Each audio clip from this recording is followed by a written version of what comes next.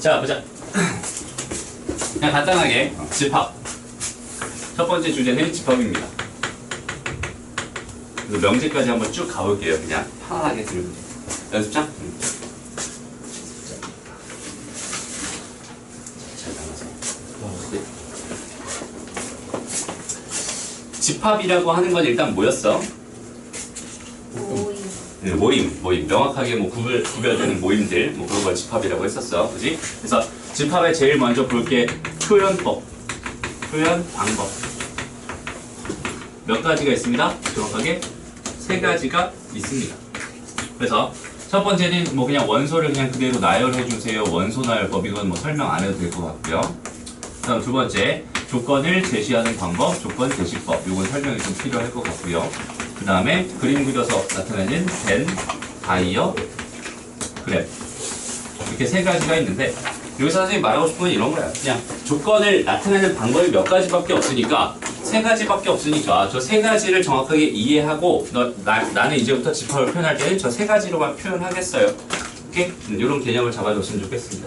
오케이? 그래서 예를 들어서 원소 나열법이 뭐 1이랑 2랑 3이랑 4가 이렇게 있었다라고 한다면 조건 제시법으로 표현하는 방법은 딱 한 가지만 있는 게 아니라 여러 가지가 있겠지. 그죠?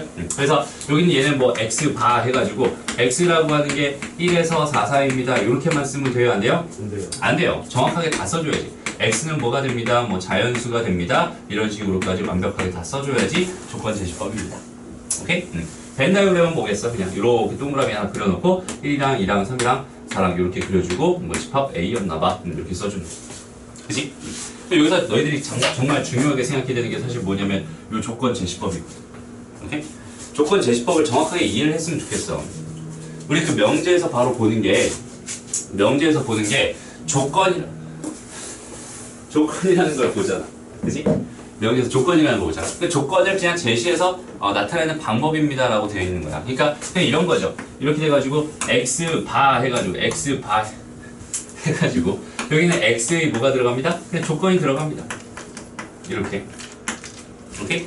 그러니까 여기에는 사실은 뭐가 들어가는 거냐면 원소가 들어가는 거고, 정확하게 말하면 원소. 여기는 어떤 조건이 들어갑니다. 이렇게 생각하면 되는 건데, 우리 봐봐. 다시 집합의 원소로 들어갈 수 있는 건 모든 게 다 돼요. 맞아요? 안 되는 게 하나도 없습니다. 안 되는 게 하나도 없어. 전부 다 조건으로 원소로 들어갈 수 있어. 그러니까 집합 안에는 숫자가 들어갈 수도 있어요. 문자가 들어갈 수도 있어요. 큰 문자가 들어갈 수도 있고요. 심지어는 어떤 집합도 들어갈 수 있어요. 오케이? 집합의 원소로는 집합도 들어갈 수 있어요. 그 다음에 집합의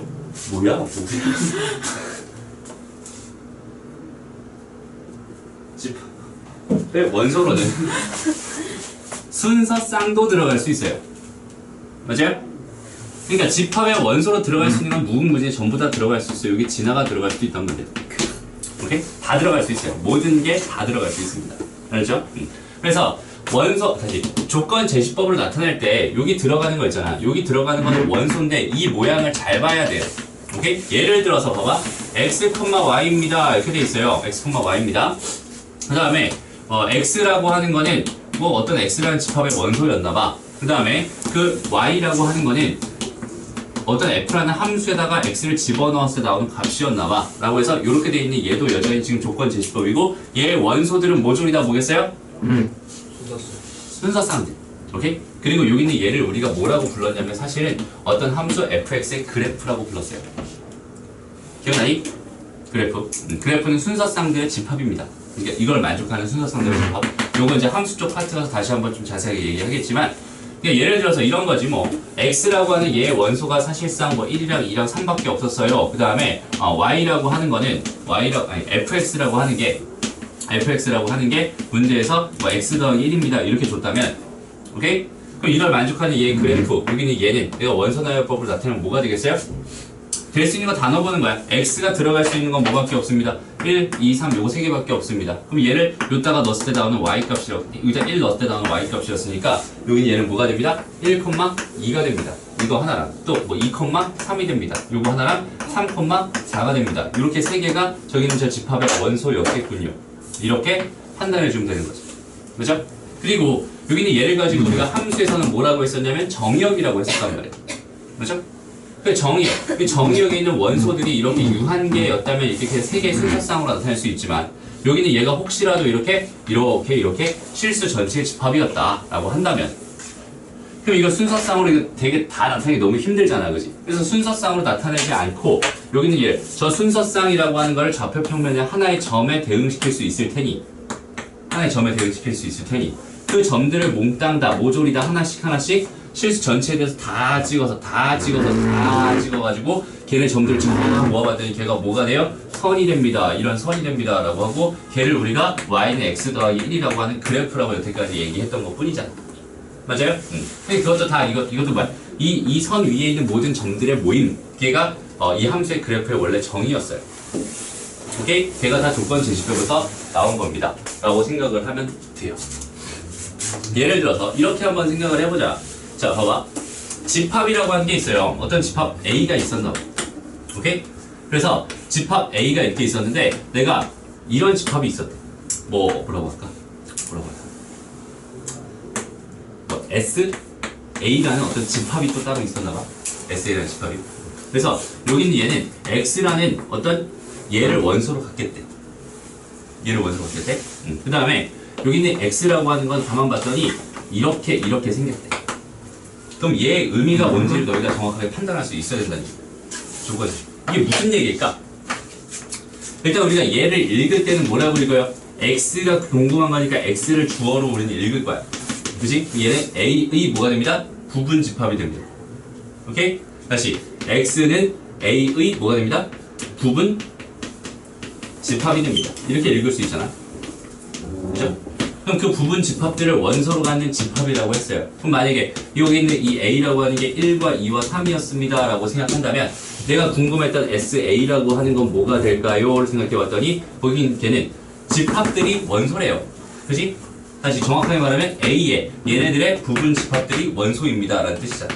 그치? 그러니까 공집합도 있었을 거고 1만 원소로 갖는 집합도 있었을 거고 2만 원소로 갖는 집합도 있었을 거고 3만 원소로 갖는 집합도 있었을 거고 1과 2를 원소로 갖는 집합도 있었고 등등등 해서 마지막에 1과 2와 3을 다 원소로 갖는 집합도 있었겠네요 라는 뜻이 되는 거죠.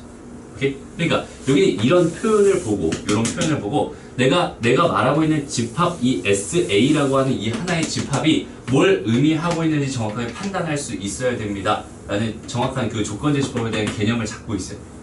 알았지? 차근차근 뭘 해줘? 해석을 해 나가는 거야. 다시 요렇게 주어져 있을 때 얘가 의미하는 거는 이런 의미고 그걸 만족하는 x 값들을 원소로 갖는 집합이구나 라는 뜻이잖아. 그지? 그러니까 결국 여기 있는 얘는 여기 있는 A의 부분 집합들을 원소로 갖는 집합일 테니까 이렇게 될 거고 우리가 뭐 표현할 때 N 해가지고 SA 이렇게 표현해버리면 얘는 그럼 뭐가 되는 거야? 이 집합의 원소의 개수니까 얘는 2의 세제곱이 될 겁니다. 이렇게 해석하면 되는 거죠. 됐나요? 이런 식으로 차근차근 내가 조건제시법에 대한 이 상황을 차근차근 생각해서 문제에 그대로 적용시킬 수 있는 그런 연습이 좀 필요할 거예요. 집합에서 이 이야기가 가장 중요한 이야기가 될 거고. 오케이? 그 다음에 두 번째로 하고 싶은 얘기는 뭘까요? 지금 말이 나왔으니까 우리 부분 집합에 대해 좀 생각을 해보자. 부분 집합. 부분 집합이라고 하는 건 뭐예요? 뭐 이렇게 되면 부분 집합이 돼요. 이렇게 돼 있으면 뭐야? 사이렌인 줄 알았어. 뭐야? 오케이? 자, 봐봐. 첫 번째, 얘는 두 가지로 해석할 수 있어요. 얘는 입장이 뭐냐면 A야, A. A가 주어였다면, 그러니까 A는 다시 말하지만 B의 뭐가 됩니다? 부분 집합이 됩니다라고 해석하면 되는 거고, 그지? 여기서 만약에 B가 주어였다면 B는 A에 있는 모든 원소를 포함합니다. 그지? A에 있는 모든 원소를 가지고 있어요. 그러니까 A를 포함한다 이렇게 쓸 수 있는 거잖아.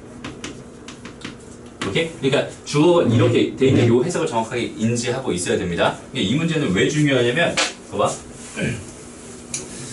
해석을 그냥 이렇게 해달라는 거야. 예를 들어서 집합 A가 있었나 봐요.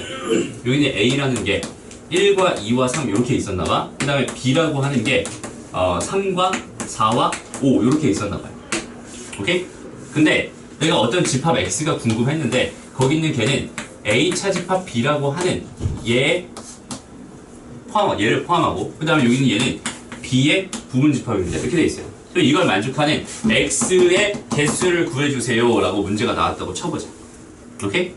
많이 봤던 거지. 그럼 첫 번째, 내가 지금 궁금한 거는 x가 지금 궁금한 상황이니까 이렇게 된 거 하나 해석할 거고 이렇게 된 거 하나 해석할 거란 말이야. 첫 번째, 여기 있는 얘를 한번 먼저 해석해 볼게요. 그러면 x는 얘가 주어잖아, 그지? 얘한테 관심이 있는 거란 말이야. x는 뭐야? b의 뭐가 됩니다? 부분 집합입니다 라고 해석할 수 있어요. 여기 1번 해석. 그럼 근본적으로 그냥 얘만 이렇게 있었다면 x의 개수는 몇 개겠어요? 요거 원소의 개수가 몇 개니까? 3개니까 얘는 2의 세제곱계가 될 겁니다. 이렇게 해석할 수 있을 것 같은데 여기 지금 여기 뭐야? 두 번째 조건. 얘를 봤더니 얘를 또 뭐 한대? 포함한대. 아, 문제 잘못 냈다. 미안해요. 이렇게 하세요. 이렇게. 됐어? 그러면 다시 x는 A차 집합 B를 뭐 해야 돼? 포함해야 돼.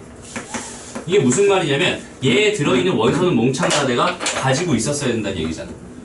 맞아? 그러면 여기에 들어있는 건 1과 2였을 거란 말이야. 맞아? 그러니까 얘는 1과 2를 포함하는 뭐의 부분집합입니다? A의 부분집합입니다 라는 뜻이 되지. 됐어요? 그럼 부분집합의 개수를 우리가 선택했을 때 얘는 그냥 2의 세제곱으로 생각하면 됐었지만 1과 2는 선택권이 있었어? 없었어? 없었어. 무조건 들어가야 되는 거니까. 그러니까 얘는 빼기 2를 해서 얘는 그냥 2가 됩니다. 이런 식으로 풀어주려면 오케이? 정확한 해석이 필요하다는 거예요. 그렇죠? 그리고 두 번째 이야기였고요. 그 다음에 세 번째. 쉬어도 되죠? 특별히 그냥 머릿속에 그냥 바로 들어갈 거야. 크게 어려운 얘기 하는 거 아니니까. 됐죠? 오케이. 그 다음에 부분집합의 개수라는 것도 마찬가지. 다시 좀 추가적으로 A라고 하는 게 예를 들어서 A1부터 쭉쭉쭉 가가지고 AN까지 이렇게 있었습니다 라고 한다면 요거의 부분집합의 개수는 몇 개가 됩니다? 2의 n제곱 개가 됩니다. 요 정도 다들 알고 있죠? 그 다음에 특정한 거 몇 개를 포함하거나 포함하지 않으면 그만큼을 빼버리면 됩니다. 요 정도는 다 알고 기억이 날 거야. 그렇지? 이런 개념 가지고 접근을 하면 될 것 같고요. 그 다음에 세 번째는 뭐냐면 이제 집합에 대해서 대충 배웠으니까 이제 연산이라는 작업을 할 거거든요. 근데 이 연산이라는 게 중요한 게 뭐냐면 우리가 알고 있는 수의 연산이나 뭐 식의 연산은 다 뭐야? 더하기, 빼기, 곱하기, 나누기 4개 중에 하나거든. 그치? 걔네를 가지고 뭐 내가 만들어서 다른 연산을 할 수도 있지만 기본적으로 사칙 연산이 기본인데 여기 있는 집합의 연산이라는 거는 뭐밖에 없어요? 합집합이라는 게 있고 교집합이라는 게 있고 차집합이라는 게 있고 여집합이라는 게 있어.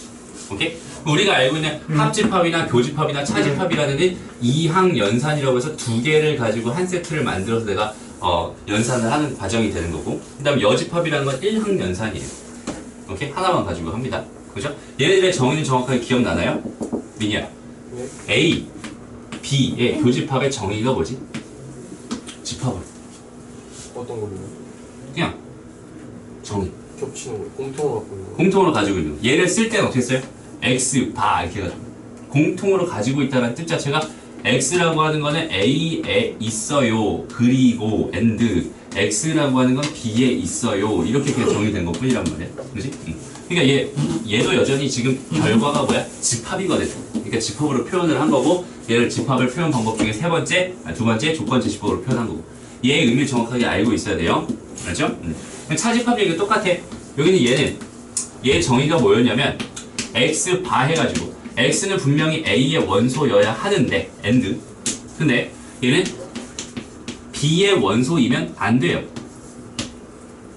오케이? B의 원소이면 안 돼요.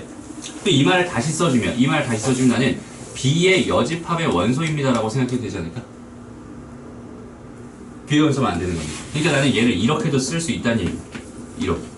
이렇게 똑같이 이렇게 써도 돼. 근데 얘의 의미를 다시 한번 생각해봐. 얘는 그럼 A의 원소이고요, 맞아? 그리고요, 그 다음에 B가 아닌 거의 원소입니다 라는 뜻이니까 여긴 얘는 A의 원소이면서 B의 원소는 아니고 싶었어요 라는 뜻이지. 그래서 우리 A차 집합 B는 이게 됩니다 라고 그냥 정의대로 그냥 바로 생각하면 되는 거예요. 되나요? 합집합도 안 쓰기 좀 그러니까 그냥 써놨죠. 얘는 뭐겠어요? X합 X는 A의 원소이거나 또는 x는 b의 원소입니다. 이런 뜻이었죠? 그래서 얘는 뭐 벤 다이어그램 나타내면 당연히 이 부분 다 되는 거고, 얘는 이렇게 돼 있으면 겹치는 부분 되는 거. 그지? 차집합은 어디가 되는 거? 여기가 되는 거. 됐어요? 그 다음에 여집합은? 여집합의 정의는 뭘까요?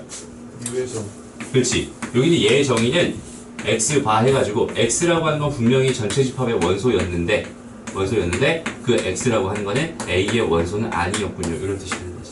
걔가 얘가 됩니다. 그래서 이렇게 집합의 연산 이 정도까지는 당연히 정의로서 기억을 해놓고 있으면 좋겠고요. 그 다음 연산 법칙이라는 게 있죠. 맞죠? 연산 법칙. 봐봐. A 합집합 B 이렇게 돼 있어. 그럼 얘는 뭐랑 똑같아? B 합집합 A랑 똑같지. 그러니까 우리가 이렇게 이 하나의 연산 기호를 통해서 나는 이항 연산이라는 걸 할 건데 얘랑 자리가 이렇게 바뀌어도 같아집니다. 이게 우리가 말하는 교환 법칙이죠. 그죠? 교환 법칙이 우리가 봐봐. 교환 법칙이라는 건 웬만한 연산에 다 성립되나요? 그렇다고 그냥 인식이 박혀 있어. 근데 사실 성립되는 건 더하기랑 곱하기밖에 없어요. 맞죠? 빼기나 나누기 돼요, 안 돼요? 안 돼요. 그래서 이렇게 교환 법칙이 성립하는 건 특별히 우리가 교환 법칙 성립한다고 이야기를 해주는 거고 나머지는 교환 법칙 성립 안 합니다라고 생각하면 되는 거야, 사실은.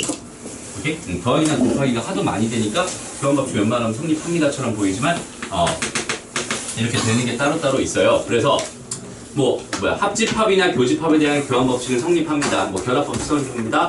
분배 법칙 성립합니다. 이 정도 다 알고 있을 거고. 그지? 여기까지 다 해야 되나? 그다음 또 중요한 법칙이 뭐 있어? 그렇지, 드모르간의 법칙. 다들 알고 있죠? 드모르간 법칙까지 다 연산 법칙까지 정확하게 생각할 수 있으면 됩니다. 됐죠? 그 다음 이제 마지막으로 집합의 원소의 개수를 판단하는 뭐였지 이게? 이런 거였지 뭐. 이렇게 합집합 B 이렇게 있었어. 이게 너무나도 쉽잖아, 그지? 맞아? 다 기억나잖아. 마이너스. 이거는 우리 확률 통계에서도 많이 했던 부분이죠. 그래서 이렇게 되는데 얘가 됐다는 그 이유가 뭐냐면 이런 거야. 내가 지금 세고 싶은 게 A라는 집합이 있고 B라는 집합이 있는데 이거 합집합을 세고 싶었나 봐. 근데 내가 알고 있는 정보가 L시상초 5밖에 없었어? 이만큼 이게 이거지? 그 다음 또 요만큼 왜 안 돼? 요만큼 그 다음에 이렇게 세봤더니 여기는 이 부분만 지금 몇 번 세웠어? 두 번 세웠지. 이만큼을 빼주세요. 이런 개념이었거든. 맞아요? 세 개짜리도 마찬가지죠. 근데 세 개짜리가 되면 이게 식이 좀 복잡하니까 되게 괜히 어려워 보이는데 봐봐.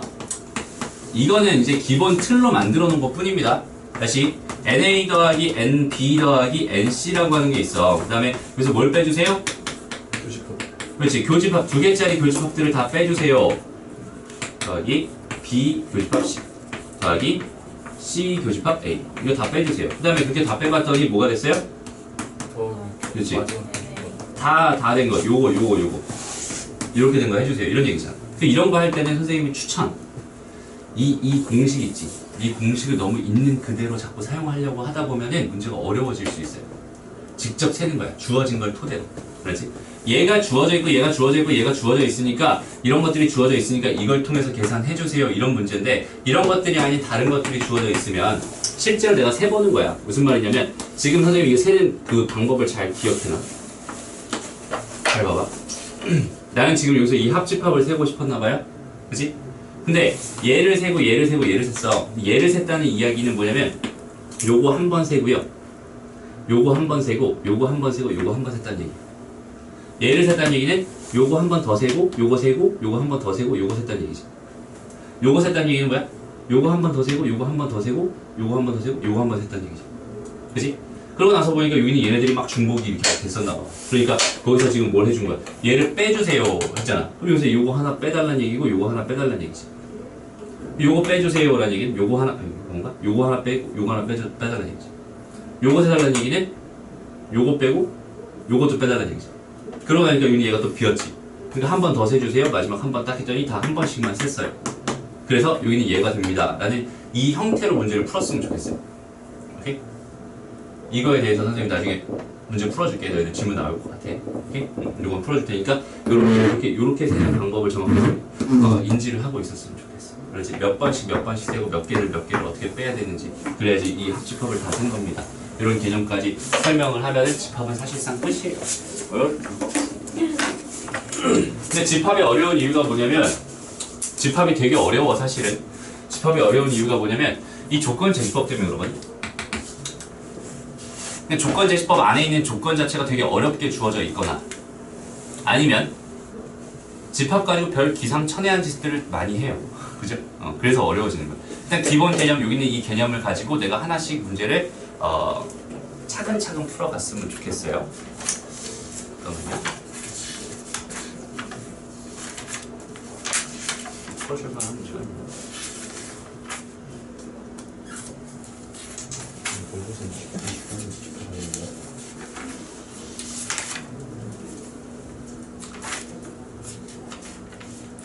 선생님한테는 되게 다 익숙한 문제들이라 사실은 되게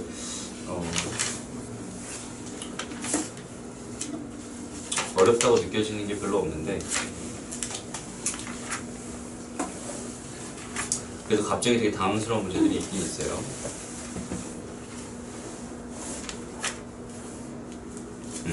예를 들어서 이걸 다 써야 되나? 한번 써볼게.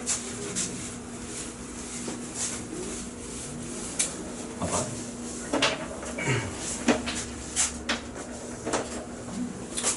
여기 A 81번 문제예요. 83번 문제. X가 1에서 3 사이고요. 그 다음에 Y도 3에서 5 사이입니다. 이렇게 돼 있을 때 A라고 하는 게 1과 X와 3과 Y와 5 이렇게 주어져 있었어요. 그 다음에 얘의 A의 부분 집합 중에서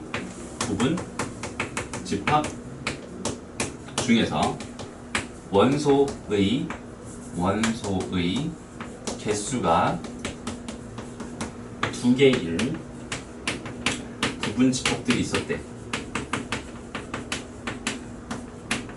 몇 개 있었을까?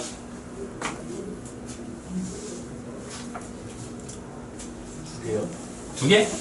아, 원소가 2개인 거예요? 원소의 개수가 2개인 부분 집합. 몇 개? 응? 응? 10개. 10개 있겠지? 맞아요? 이제 우리가 다 배웠기 때문에 이런 걸 자유자재로 쓸 수 있어. 너무 좋아요, 선생님. 일일이 다 쓸 필요 없으니까. 그지? 고3 수업할 때의 장점은 이런 거예요. 어쨌든 10개가 있었어. 그래서 걔네들을 A1부터 A2 이런 식으로 쭉쭉쭉 해가지고 A10이라고 이렇게 나타낸다. 오케이? 이렇게 돼 있었는데 AK가 있었대. AK 중에서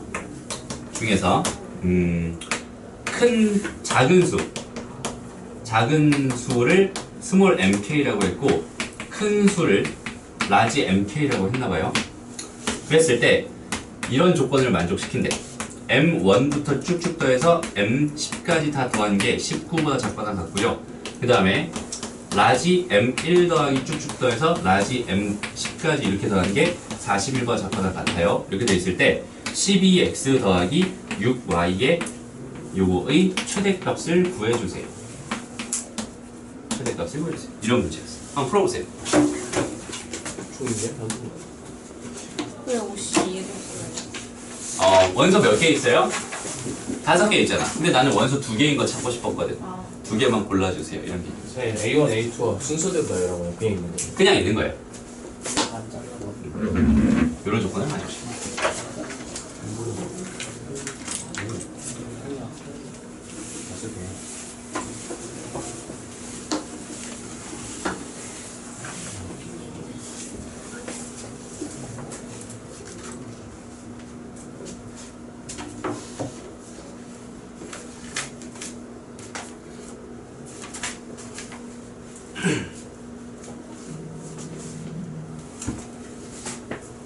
네.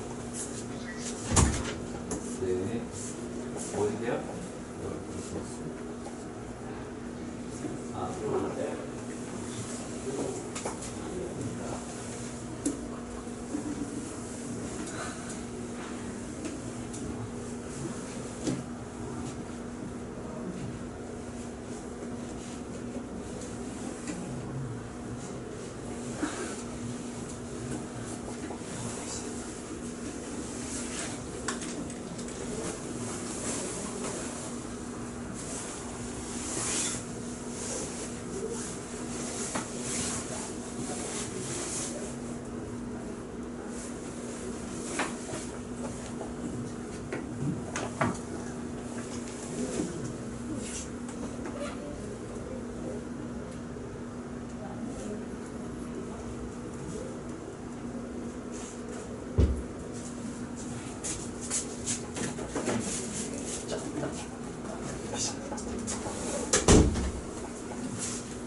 나오니? 요거만 하고 먹고 명제 좀 하고 보내줄게. 됐죠?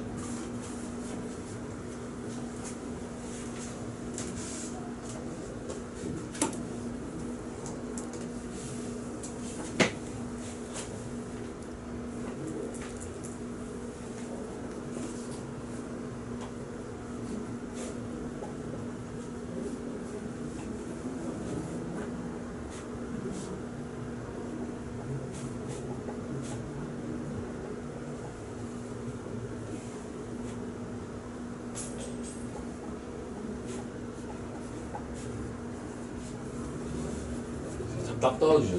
응.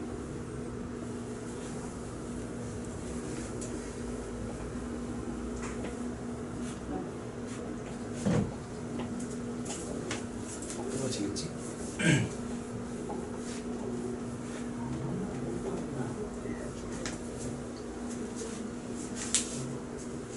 근데 수능 문제니까 정수로 딱 떨어져.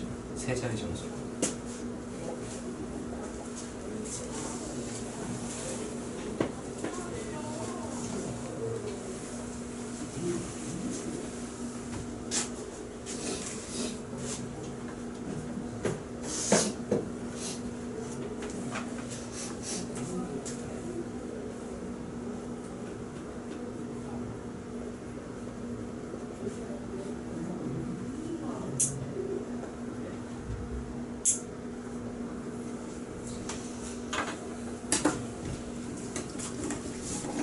이 29번 문제예요.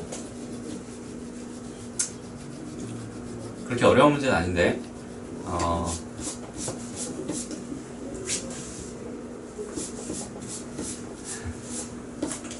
어렵구나.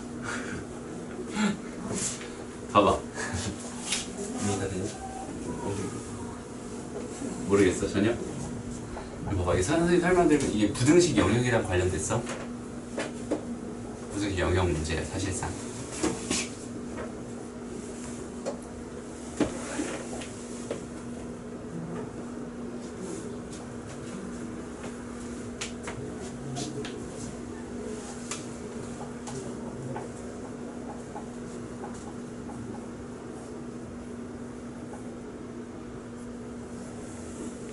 프리폰도 답인지 모르겠어요. 몇 나왔어? 왜요? 45? 45? 오, 정답입니다. 자, 볼게요. 봐봐. 아니, 생각보다 어렵지 않아요, 진짜로. 그냥 차근차근 봐봐. x라고 하는 건 분명히 1에서 3 사이라고 했고, y라고 하는 거는 3에서 5 사이라고 했으니까 x는 얘랑 얘 사이에 있는 거고, y도 얘랑 얘 사이에 있는 거 같아. 근데 이 중에서 제일 작은 건 당연히 1이었을 거고, 제일 큰 건 5였을 것 같단 말이야, 그치? 근데 이 중에서 내가 지금 이런 부등식 하나 있고 이런 부등식 하나 있고 여기는 얘의 최대 최소 구해달라는 얘기니까 이거는 딱 봐도 그냥 부등식 영역 문제라고 생각하면 돼요. 오케이? 그럼 실제로 내가 여기는 이 식을 차근차근 써볼 것 같은데, 그럼 봐봐. 여기서 얘네들 중에는 얘네들 중 M1, 스몰 M1부터 M10까지 중에서는 1도 있을 거고 X도 있을 거고 3도 있을 거고 Y도 있을 거야. 5가 있진 않겠지. 그죠? 얘네들 중에서는 5도 있을 거고 Y도 있을 거고 3도 있을 거고 X도 있을 거야. 그럼 과연 그 걔네들이 몇 개씩 있을까에 대한 생각을 하면 되는 거잖아. 무슨 말이냐면 얘네들 중에서는 1이라고 하는 게 몇 개 있었을까? 그 다음에 X라고 하는 게 몇 개 있었을까? 그 다음에 3이라는 게 몇 개 있었을까? Y는 또 몇 개 있었을까? 이런 생각을 하면 이렇게 해가지고 얘가 지금 19보다 작거나 같으면 되는 거 아니야? 맞아요? 그럼 1이 몇 개 있었을까? 이거에 대한 생각은 당연히 1 하나 뽑아놓고 생각해야 되는 거 아니야? 그죠? 1 하나 뽑아놓고 나머지 하나의 원소만 뽑으면 되는 상황이니까 얘가 되든 얘가 되든 얘가 되든 얘가 되든 한 가지잖아. 맞죠? 그러니까 결국 몇 가지? 4가지 있었을 것 같아. 맞죠? 다음 x가 제일 작은 거였대 라는 얘기는 1은 뽑았다 안 뽑았다? 안 뽑았다. x가 제일 작은 거였어. 그럼 여기서 또 하나 뽑을 수 있는 거는 얘 하나, 얘 하나, 얘 하나. 총 몇 가지? 3가지. 그럼 얘는 2가지였을 거고 얘는 1가지였겠네. 됐죠? 그럼 이렇게 되면 식 하나 나오고요. 두 번째 얘도 같이 바라봐봐. 얘도 지금 될 수 있는 게 결국 x도 될 수 있고요. x 몇 개, 그 다음에 또 3 몇 개, 그 다음에 y 몇 개, 그 다음에 5 몇 개 이렇게 생각하면 되는 거잖아. 이렇게 돼서 얘가 지금 41번 작거나 갖고 싶은 거고, x 몇 개가 될까? 얘가 제일 크고 싶었대. 그럼 얘 이거 하나밖에 없는 거잖아. 맞아? 그러니까 얘는 한 가지. 얘가 2가지, 얘가 3가지, 얘가 4가지 이렇게 해서 이렇게 더해준 결과가 됩니다. 여기까지 하면 집합 얘기는 사실상 끝. 오케이? 이제부터 부등식 영역으로 가봅니다. 그러면 이거 정리해봤더니 뭐가 돼요? 얘는 3x 더하기 y 이렇게 돼가지고 요건 4고 요거는 6이니까 11. 이건 9 이렇게 이런 식 하나 나온다지. 두 번째 여기서는 x 더하기 3y 먼저 써놓고 요건 20이네? 26이지. 26 빼니까 얼마야? 26 빼니까 15인가? 15. 됐어요? 이렇게 식 두 개 나왔잖아. 그리고 x랑 y의 범위는 저기서 줬지. 그렇죠? 그러니까 나는 이렇게 수직선을 가지고 생각할 건데 여기 좌표평면 가지고 생각할 건데 x라고 하는 거는 여기 1부터 어디까지 된대? 3까지만 된대. 이렇게. 그치? 그 다음에 얘는 3부터 5까지만 된대. 그러니까 나는 지금 여기 요 범위 안에서만 지금 뭔가 생각하고 싶었나 봐. 됐나요? 그 다음에 나는 여기는 얘 그래프를 하나씩 차근차근 그려갈 건데 그럼 얘는 y절편이 얼마니? 9네요. 그지? 여기서만 생각하고 싶었으니까 여기서만 그리자. 1 넣어봐. 몇 나오나 보자. x에 1 넣으면 몇 나와요? 6 나오네. 그죠? 그러니까 여기 6 여기서부터 시작하는 어떤 그래프였던 것 같아. 됐나?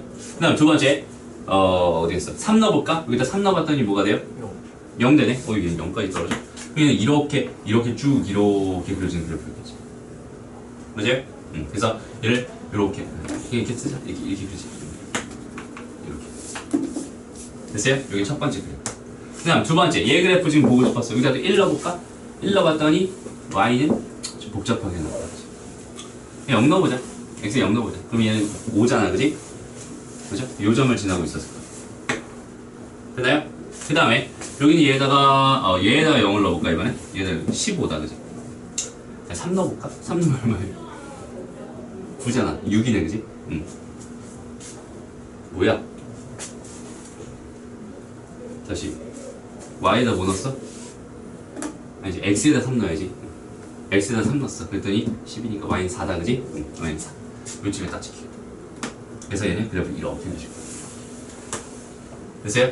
그럼 실제적으로 얘가 지금 y가 작다 쪽이고 y가 작다 쪽이니까 얘 아래쪽이니까 결국 여기 있는 이 부분만 이렇게 되는 이 부분만 내가 원하는 영역이 됩니다라고 생각할 수 있는 거지. 여기까지 됐어요? 그러고 나서 내가 궁금했던 건 뭐였어? 여기는 얘 최대값, 최소값이 궁금했으니까 요 k라고 놓고 생각하면 되겠어. 그치? 그럼 저기는 저 직선을 내가 표현해 봤을 때 저기는 쟤는 기울기가 얼마니까 마이너스 2분의 1, 마이너스 2잖아. 그지? 마이너스 2라는 거는 얘랑 얘 사이에 이렇게 들어갈 것 같단 말이야. 그지?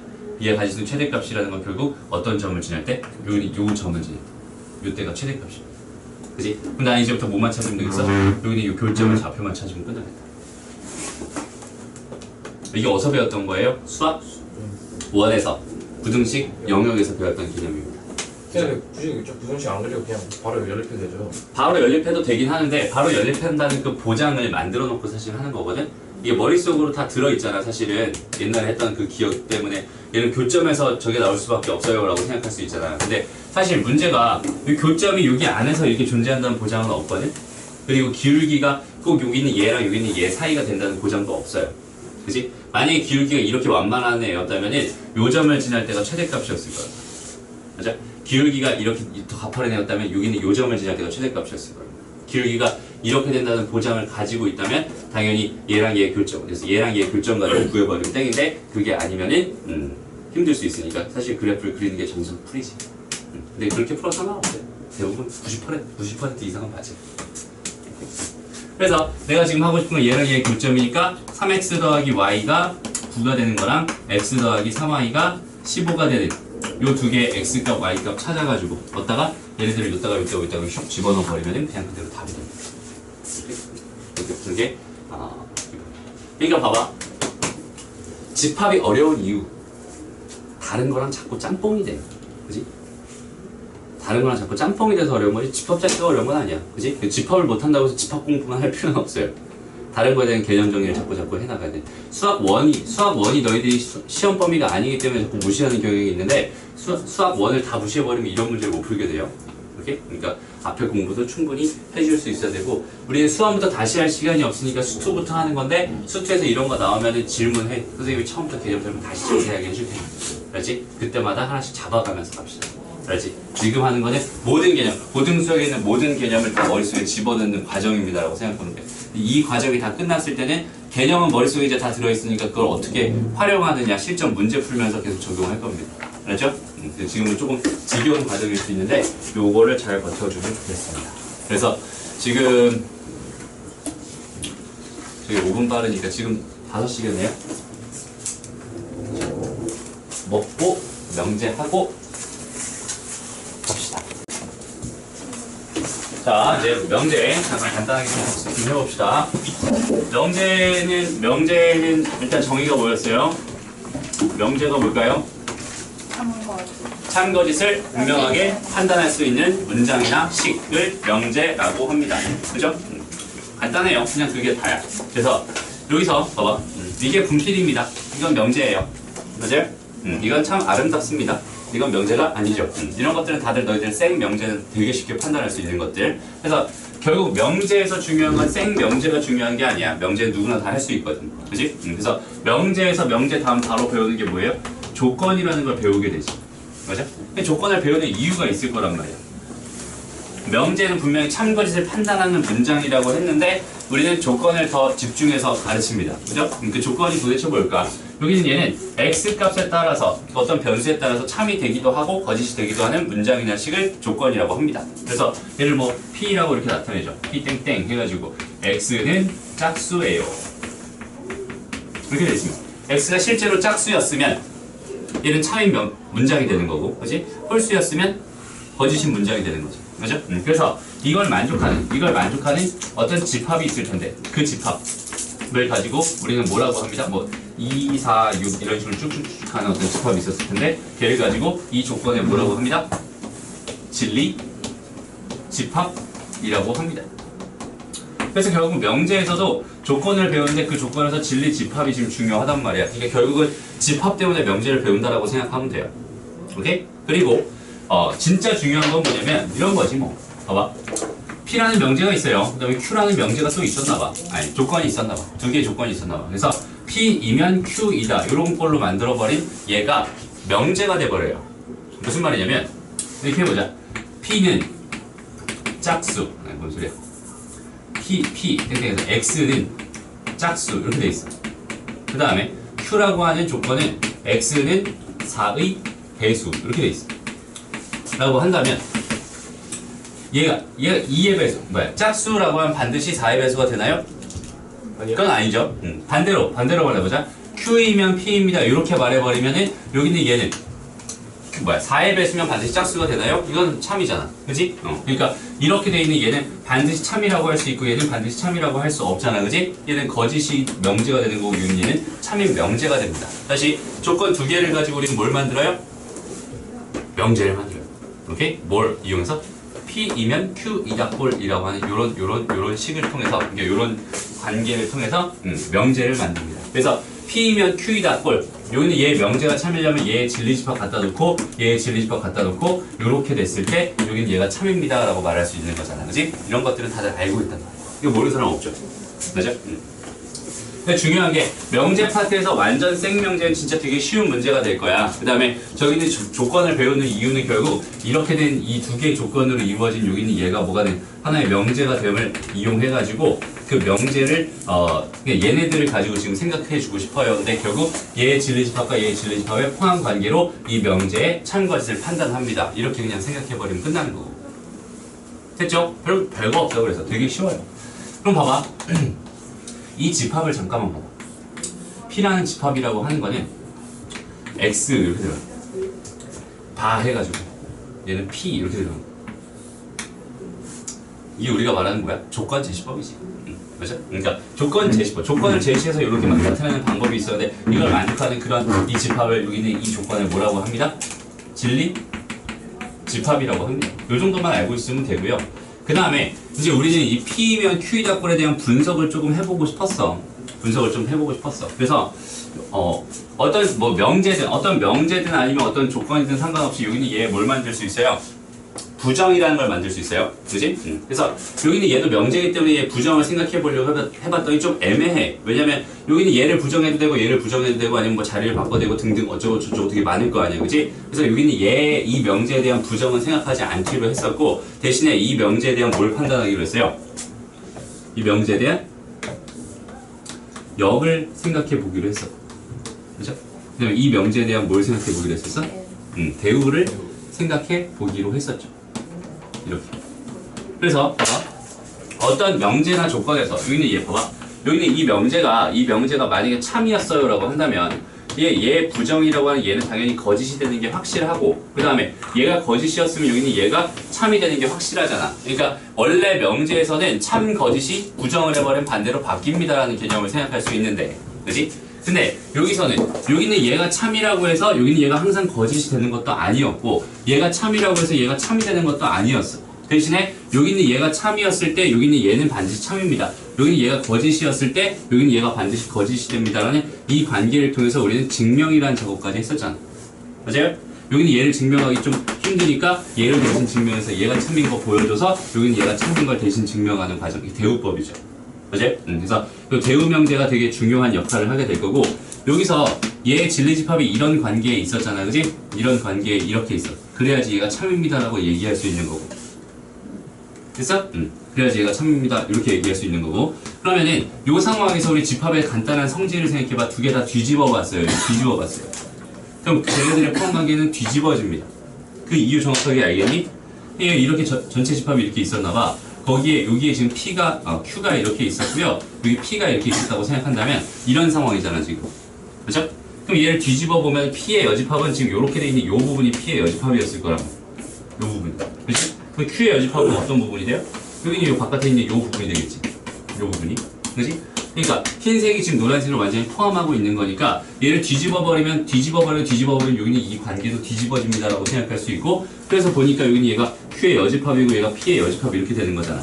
그러니까 얘의 관계가 이게 확실합니다라고 말할 수 있어. 그러니까 얘가 참이면 반드시 얘가 참인 거고 오케이? 얘가 거짓이면 얘가 반드시 거짓입니다. 이렇게 얘기할 수 있는 거지. 오케이? 그래서 여기는 얘가 참이면은 얘의 대우인 다른 애가 또 얘의 대우인 not P이면 not Q입니다. 걔가 참이 되는 거고. 오케이? 그래서 여기는 이 역과 얘네들은 사실상 크게 관련이 없어요. 얘가 참일 때도 얘가 참일 수도 있고 얘가 참일 때 거짓일 수도 있고 거짓일 때 참일 수도 있고 거짓일 때 거짓일 수 있어요. 오케이? 얘네들은 관계가 별로 없습니다. 대신에 얘가 참이면 얘가 참입니다. 라는 사실 정확하게 인지해 주세요. 이런 이야기였고요. 마지막으로 하는 게 뭐냐면 너희들이 제일 많이 헷갈려 하는 거 기억나요? 충분 조건 필요 조건 헷갈렸지 좀. 맞아? 근데 걔가 말하고자 하는 게 뭔지 정확하게 인지만 하면 끝이거든. 그러니까 봐봐. 지금 우리가 다루는 건 결국 P이면 Q 이다꼴의 명제거든. 명제. 걔네들은 조건이 몇 개가 들어가 있어? 2개가 들어가 있어. 걔네들한테 이름을 좀 붙여주자 이런 얘기인 거야. 오케이? 그리고 여기는 얘가 참입니다라는 기호로 한 줄 더 써서 이렇게 쓰면은 P이면 Q이다가 참이에요. 이런 기호 뜻이었잖아. 그지? 이런 걸 만족할 때 여기 있는 얘를 가지고 앞에 있는 얘를 가지고 우리는 뭐라고 이름을 붙였어요? 그렇지. 충분 조건이라고 이름을 붙였어요. 그 다음에 여기 있는 뒤에 있는 얘를 가지고 뭐라고? 필요 조건이라고 이름을 붙였어요. 그치? 일단 여기 있는 이 상황은 너희가 암기가 돼 있을 거야 분명히. 그리고 문제에서 말하고 싶은 건 이런 거일 거예요. 만약에 봐봐. Q가 P 이기 위한 필요 조건입니다. 라는 뜻은 이렇게 돼 있는 이런 문장에서 우리한테 전해주고자 하는 정보는 뭐냐면 얘랑 얘의 관계를 그지? 얘랑 얘의 관계를 Q가 필요하니까 받는 거고요. P가 충분하니까 주는 겁니다. 그죠? 이렇게 돼 있는 이런 참인 명제를 하나 주는 거거든요. 다시 얘는 뭘 주는 거라고? 이 문장은 명제를 주는 거예요. 명제 중에서도 참인 명제 하나를 주는 거야. 오케이? 그런 상황을 정확하게 너희가 인지를 했으면 좋겠어요. 그러니까 이렇게 되려면 일단 얘의 진리집합과 얘의 진리집합의 포함 관계가 이렇게 돼야 됩니다. 얘를 통해서 얘를 생각하고 얘를 통해서 얘를 생각하는 그 과정이 너희들 요 부분만 잘할 수 있으면 필요 충분 조건도 그렇게 어렵지 않게 다 판단할 수 있을 거예요. 알았죠? 그러니까 여기는 뭐 진짜 어려운 부분이 거의 없어요. 알지? 어차피 해봐야 뭐냐? 집합 가지고 하는 거거든. 이게 집합의 포함 관계가. 그래서 여기서 명제 파트에서는 그냥 말장난이 좀 심하죠? 말장난이 좀 심해. 선생님이 제일 싫어하는 단원이에요. 이 파트가. 여기 거의 국어 시간입니다. 맞아요? 수학 시간이 아니야 이거. 그래서 요 말장난에 넘어가지 않게 한번 차근차근 문제 한번 풀어보고 안 되는 거 질문하면 되고요. 마지막으로 우리 절대부등식 얘기만 조금 하고 끝낼게. 알죠? 절대부등식. 요것만 하고 그냥 집에 가. 일찍 끝내줄게. 봐봐, 되게 쉬워요. 절대부등식이라는 것 자체가 뭔지 기억나지? 절대부등식이 뭐예요? 항상 성립하는 부등식입니다. x에 뭘 집어넣어줘도 다 성립하는 부등식입니다. 이렇게 생각하면 되는데 기본적으로 이런 거 말하는 거잖아. x의 제곱 더하기 2x 더하기 1이라고 하는 게 반드시 0보다 크거나 같습니다. 이거 절대부등식이죠. 네. 맞아? x에 뭘 넣어도 성립하지. 절대부등식을 만드는 기본적인 조건이 뭐였냐면 뭔가의 제곱 이렇게 만들어버리면 오케이? 실수의 제곱이 될 테니까 얘는 반드시 얘는 0보다 크거나 같군요. 이런 식으로 하거나 아니면 절대값에 얘가 0보다 크거나 같다. 이런 기본적인 이런 기본 틀을 가지고 만들어지는 게 절대부등식이라고 생각하면 됩니다.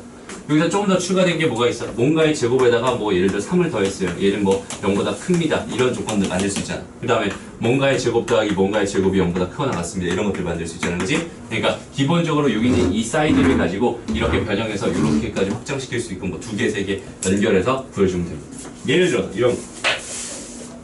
다음 중 뭐 절대부등식을 구해주세요라고 했을 때 x의 제곱 더하기 y의 제곱 더하기 z의 제곱 이렇게 있었어. 마이너스 xy 마이너스 yz 마이너스 zx 이런 게 있어. 이거 0보다 크거나 같아요. 이게 절대부등식인지 아닌지 판단해달래. 뭘 해달라는 얘기? 뭔가의 제곱 형태로 이렇게 표현해달라는 얘기일 거 같아. 그치? 그래서 실제로 내가 여기 있는 얘를 잘 묶어봤더니 2분의 1에다가 x-y 요거 전체 제곱에다 더하기 y-z 전체 제곱에다가 z-x 제곱이 된다. 이건 수학 1에서 배웠던 이거. 그치? 그러니까 얘는 0보다 크거나 같군요. 절대부등식이 확실합니다. 이런 얘기. 됐죠? 그러니까 이런 가장 기본적인 얘기는 다 이제 제껴두고. 봐봐. 절대부등식에서 핵심은 뭐가 되겠어요? 2개가 있어. 그리고 제일 중요한 건 딱 하나밖에 없어. 계속 나오는 거 뭐 있지? 민이가 요번에 그거 그래. 뭐라고 민이가 이번에 확통 풀면서 갑자기 딱 튀어나와서 뭐 이게 왜 여기서 나오냐고. 이름이 기가 일단 그 녀석. 그 녀석이 누구지? 뭐라고 하죠? 산술기야. 산술기가 평균. 맞아요? 이 산술기가 평균이 뜬금없이 나서 너희들 되게 괴롭히게 되는 거야. 그지? 산술기가 평균이 뭔지 먼저 생각을 한번 해보자. 산술 평균이 뭐예요? 2분의 2분의 A 더하기 B. 그 다음에 기하 평균은 뭐예요? 루트? AB. A. 얘가 왜 평균인지 알겠니? 얘는 평균인 게 확실하잖아. 얘는 왜 평균이야? 쉽게 생각하면 이거야. 이거는 등차 중앙이에요.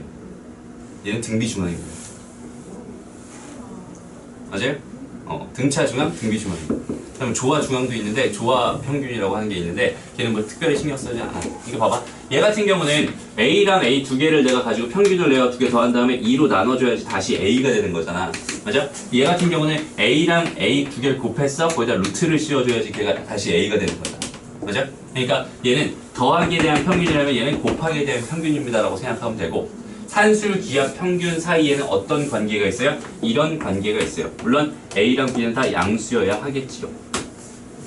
오케이? 그럼 왜 이런 관계가 있느냐? 이건 이제 간단하게 증명을 한번 해봅시다. 봐봐.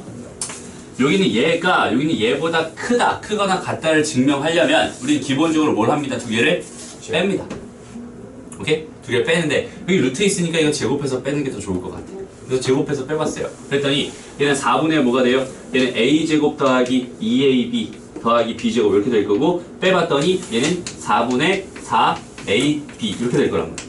그랬더니 결과가 뭐가 됐어? 4분의 a제곱 마이너스 2ab 더하기 b제곱 이렇게 돼버리면서 여기 얘는 2분의 a 빼기 b 전체 제곱 이렇게 돼버리면서 0보다 크거나 같다 증명 끝. 이렇게 간단하죠?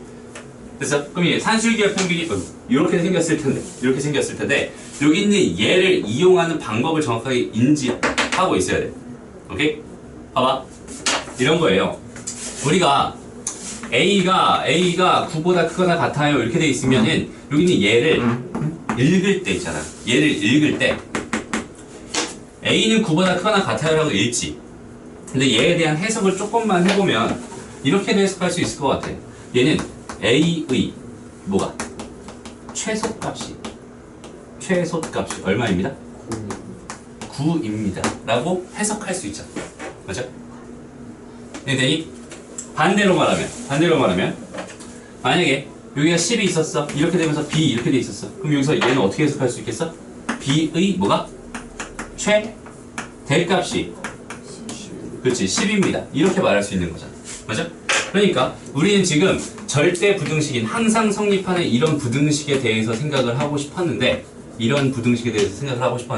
만약에 여기 있는 이 값이 상수로서 일정했나봐요 라고 한다면 당연히 나는 이 부등식에서 뭘 해석할 수 있냐면 여기 있는 얘의 최대값을 해석해낼 수 있습니다. 이해돼요? 간단하죠? 그 다음에 2분의 a 더하기 b 이렇게 돼 있어요. 또 마찬가지로 이렇게 돼 있었대.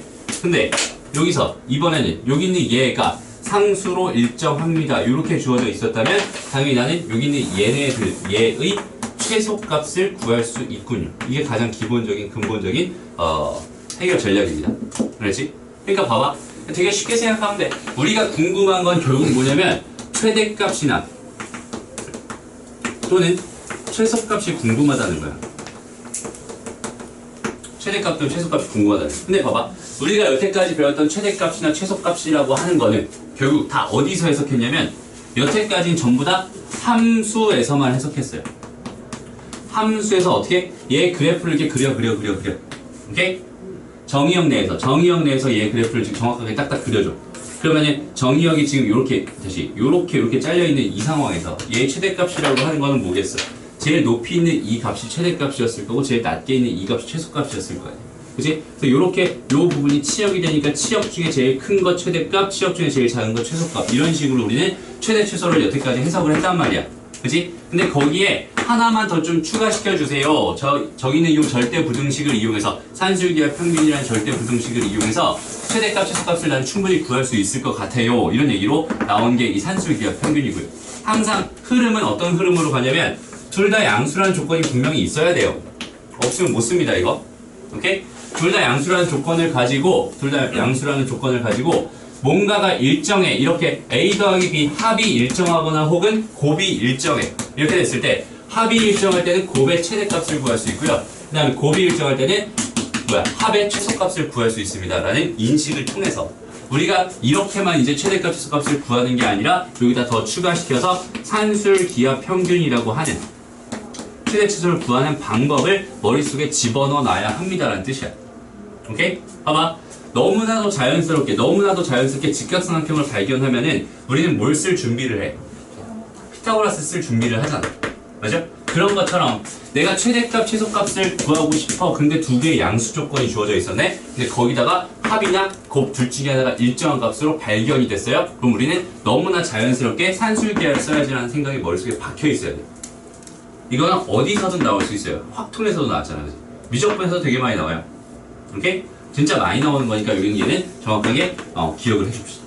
그렇죠. 아무리 어려워도 산술기하 평균 요런 흐름, 요런 세팅만 잘 잡고 가면 되는데 가장 기본적으로 문제가 이렇게 나왔다고 쳐보자. 봐봐. 되게 쉬운 걸로 한번 가볼게요. 쉬운 걸로. 그냥 x 제곱 있어요. 오케이? 더하기 x 제곱 더하기 1분의 16이라는 게 있었어. 얘의 최소값이 궁금하다. 이렇게 궁금하다. 오케이? 또 여기 있는 얘를 지금 나는 해결하고 싶었어. 그래서 여기 있는 얘를 가만 봤더니 이거 뭐 통분해보면 x제곱 더하기 1분의 x의 4제곱 더하기 16 이렇게 되잖아. 그지? 그렇죠? 그럼 이걸 가지고 우리 이런 분수 함수의 최대 최소 구하는 거 해본 적 있어요? 없어요? 없어요. 우리가 한 거는 최대 최소 구할 수 있는 어차피 우리가 해봤던 건 뭐밖에 없었어? 다항식밖에 없었어. 거기다가 무리식, 유리식 정도는 그러니까 무리함수, 유리함수 제일 기본형 가지고는 해본 적이 있지만 맞아? 근데 뭐 이렇게 된 거잖아. 이렇게 이런 식으로 된 거 가지고 그래프 그려가지고 최대 최소 구하는 거 이런 건 해본 적이 있지만 이렇게 복잡하게 돼 있는 쟤를 가지고 최대값, 최소값을 구해본 적은 단 한 번도 없었단 말이야. 그지? 그러니까 여기 있는 얘는 최대값, 최소값이 궁금한 상황이었는데 내가 알고 있는 함수로는 해결할 수 없잖아. 그럼 머릿속에 당연히 뭐가 떠올라? 먼저 산술기하 평균이 떠올라. 오케이? 그럼 이 상황에서 내가 얘랑 아무리 곱해봐야 일정한 값을 얻을 수는 없을 것 같지만 내가 여기다가 더하기 1 하나 쫙 해주고 빼기 1 하나 쫙 해줘버리면은 얘랑 얘랑 곱하면서 바로 16이 됩니다. 일정한 값 만들 수 있잖아. 맞아요? 그러니까 그걸 가지고 그냥 토대로 얘를 토대로 그냥 산술기하 평균을 그대로 써줍니다. 그럼 마이너스 1 있었으니까 빼기 1 이렇게만 해주면 되잖아. 됐어요? 그럼 여기는 얘가 지금 얼마였으니까 8이었으니까 얘는 7입니다. 얘의 최소값은 7이군요. 이렇게 생각할 수 있는데 더 중요한 게 있어요. 봐봐. 이렇게 됐을 때 얘가 최소값이 9입니다라는 뜻은 봐봐. 여기는 얘가 너무 급하게 나가지 선생님. 봐봐. A의 최소값이 9입니다라는 뜻은 최소값이었을 때 A 값이 얼마였다는 뜻이야? 9였다는 뜻이잖아, 그지? 그러니까 무슨 말이냐면 여기는 이 기호를 정확하게 인지를 하자. 또 얘의 의미 정확하게 말하면 얘 또는 얘거든. 맞아? 그러니까 여기서 보통은 더 컸나봐. A가 9보다 더 컸나봐. 근데 나의 관심사는 여기서 얘의 관심이 있는 거야? 얘의 관심이 있는 거야? 사실상 얘의 관심이 있는 거란 말이야. 맞아요? 얘의 최소값이 궁금했으니 나는 얘에만 지금 관심이 있어요 라는 뜻이 되는 거거든. 그럼 무슨 말이냐면 이렇게 돼 있을 때 얘의 최소값이 궁금했습니다. 나는 얘가 이렇게 됐을 때 상황이 궁금합니다 라는 뜻인데 우리가 기본적으로 산술기하 평균을 배울 때는 등호 성립 조건이라는 걸 배우잖아. 맞아? 언제? 등호는 A는 B일 때 등호 성립합니다. 이렇게 배우죠. 맞아요? 그 이유는 뭐냐면 이거잖아, 이거. 맞아? 얘가 0이 되는 순간이 등호가 성립하는 순간이고 얘가 0이 되는 순간은 결국 A랑 B랑 같은 순간이었을 거란 말이야. 그러니까 A는 B였을 때 등호 성립합니다. 우리는 배운 거고 여기는 얘의 최대값이나 최소값이 됐을 때의 만약에 X값이 궁금해요. 이런 문제였다면 나는 여기 있는 얘랑 여기 있는 얘가 뭐 했을 때 같았을 때 값이 궁금합니다라는 뜻인 거거든. 그치? 그러니까 얘를 가지고 그때 X값 구해주세요. X제곱 더하기 1과 누가 X제곱 더하기 1분의 16이라는 값이 같았으면 좋겠군요. 여기는 얘를 좀 넘겨봤더니 이거 전체 제곱이 돼버렸고요. 여기는 얘는 플러스 마이너스 4가 될 것 같은데 X제곱 더하기 1이라고 하는 건 무조건 양수일 테니까 플러스 4가 될 거고 결국 X제곱은 3이 되면서 X는 루트 3. 여기서는 뿔만 루트 3 되겠다. X 양수라는 조건 없었으니까. 오케이? 아무거나 상관없잖아. 그래서 이렇게 됐을 때가 여기는 얘의 최소값이 됩니다. 라고 해서 얘는 X는 뿔마 루트 3일 때 최소값 7을 가져요. 이런 식으로 답을 해줬던 거야. 기억나죠? 산술기하 평균의 가장 기본적인 내용이면서 가장 핵심입니다. 알았죠? 그래서 우리 이 정도는 좀 기억해 놓자. 봐봐. 역수관계. 이건 그냥 자동으로 2지. 맞아? 여기 루트 이게 생략된 거지. 이렇게. 이건 너무나도 잘 나오는 거니까 이 정도까지 그냥 기억해 놨으면 좋겠어요. 물론 A가 양수일 때 양수 조건이 필요할 것 같아. 맞아? 역수일 땐 이렇게 됩니다. 정도까지 기억해 두세요. 됐죠?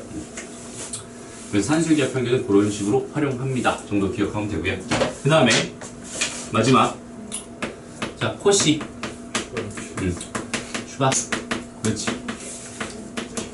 부등식 이런 게 있는데 얘 기억나는 사람 정확한 형태 AX 더하기 BY AX 더하기 BY 제곱 A 제곱 더하기 B 제곱 X제곱 그러니까 A제곱 더하기 B제곱 그리고 X 제곱 더하기 Y 제곱 X제곱 더하기 Y제곱 이게 성립합니다. 이게 코시 슈바르츠 부등식. 근데 저기 Y가 안 써져 있어요. 그렇죠. 됐어요? 여기에 코시 슈바르츠 부등식이고 여기는 얘 적극적으로 진짜 활용할 수 있는 여기는 얘에 대한 증명은 그냥 얘 빼기 얘 전개해서 하면 완전 제곱식 나와요. 오케이? 증명은 되게 쉬워요. 그리고 얘의 등호 성립 조건은 언제일까? 등호는 A분의 X는 B분의 Y일 때 성립합니다. 오케이? 요거까지 기억해주자. 얘는 양수 조건 그런 거 다 필요 없어. 실수 조건이면 다 돼요. 오케이? 그리고 여기는 얘를 활용하는 방법 있잖아. 봐봐. 산술기하 평균은 합이 일정하거나 곱이 일정하면은 내가 쓸 수 있어요. 되게 얘는 사실 쓰기 되게 편한 애거든. 근데 도대체 코시 슈바르츠는 언제 쓰느냐? 이건 더 쉬워 근데 사실. 봐봐. 얘는 2차 2차지. 이거 1차 1차지. 그죠? 보통은 세트를 어떻게 주냐면 2차 2차 1차 1차 이렇게 줘. 오케이? 2차 2차 1차 2차. 오케이? 예를 들어서 X제곱 더하기 Y제곱 다시 이렇게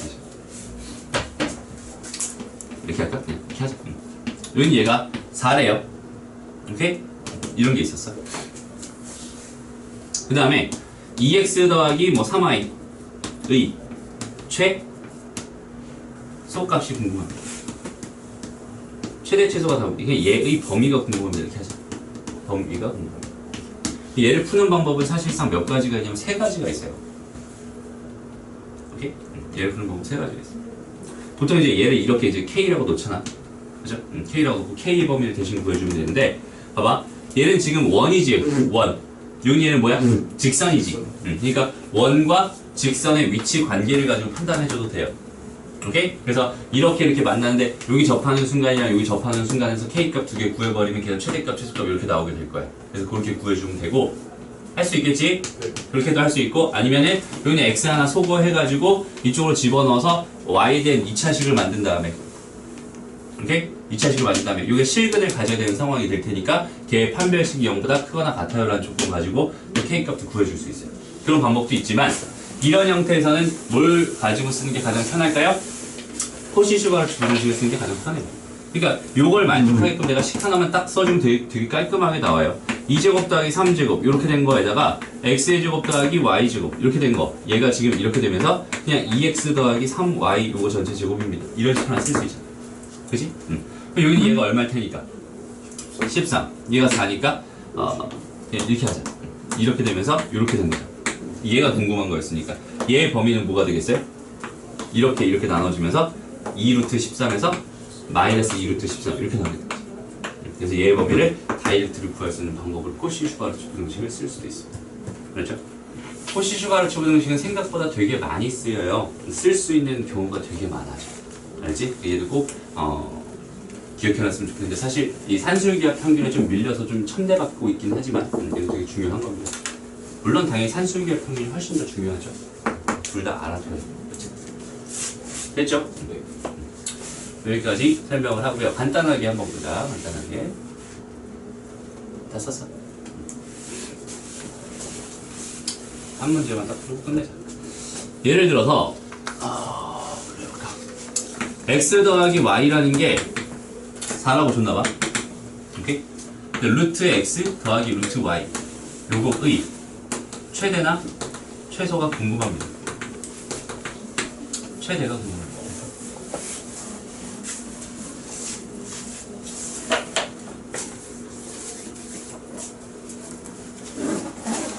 해보세요.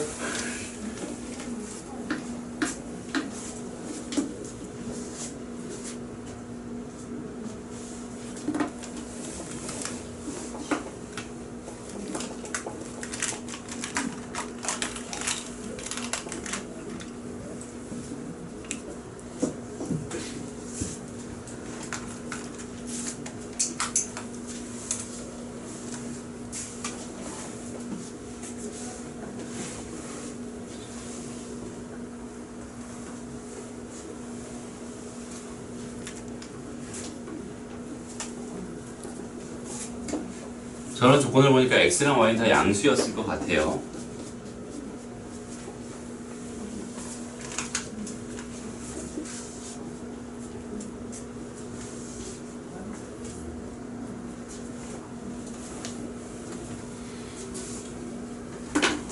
됐어. 703호 가서